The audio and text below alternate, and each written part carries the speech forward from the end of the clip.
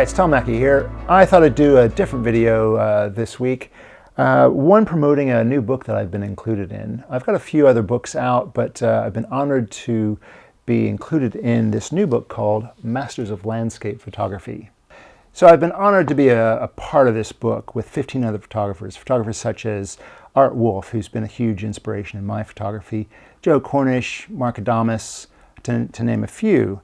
But each one having their own unique style in photography. So if you get the book, you'll see what I mean. So I thought it'd be interesting to talk through some of the images that I have in the book and how I portray color. So the first image I want to talk about is an image that I shot in Iceland on my first trip back in 2010. This was during the midnight sun, and I was behind Selangeffoss, is how I believe you pronounce this waterfall, and I wanted to capture the sunlight coming through the waterfall this was around 11:30 at night, and the contrast range here was so great that I had to do an HDR on this. Now, one thing about HDR images, they do tend to exaggerate the saturation of colors. Now, I do like punchy saturated colors, but I actually remember toning this back a little bit because it was a little bit over the top, because I thought the greens in the foreground here, the mossy greens, were almost iridescent. So, but in actual fact, this is what they're like. In summertime in Iceland, the greens are immense. They're just amazing. So this image is a great opener for my chapter on color because it really jumps off the page. I'm so glad they chose this as the opener. It really blends the colors well, and it just has a lot of punch. That is what I seek in my images.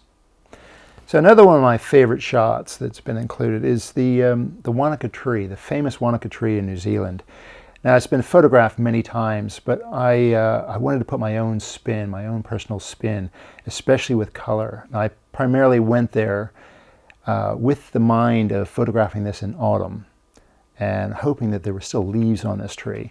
When I turned up in full leaf, brilliant yellows, and I calculated the sun rising at a right angle to the tree.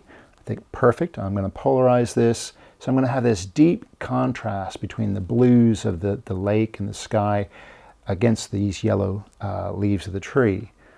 Now, there was one thing about photographing there. It's so popular that there's so many people there photographing. And what you don't see is there's probably a dozen photographers right down in front of me. The only way I could actually combat this is to shoot over the top of their heads. I have a Gitzo tripod, Series 3, that extends up to 2 meters high, which was more than enough to shoot over everyone's head. And that allowed me to get the shot that I wanted. I produced a long exposure to smooth out the water and create a more ethereal image. But it was mainly the colors that I was going for, this color contrast between the yellows and the blues in creating this image. So I've shown you a few of my images, so now I want to see a few of yours. So what I have in mind is, if you subscribe to our channel, leave some comments with a link to a few of your images that really depict color. And that's a strong thing. I want to see how your interpretation of color is. And at the end of February, we're going to have a draw of the best image, and the winner will get a signed copy of this book. Or if you prefer to use Twitter, get a post out with an example of your work and use our handle @LandPhotoIQ. So good luck, everyone. Here's the slideshow of images that you'll see in the book.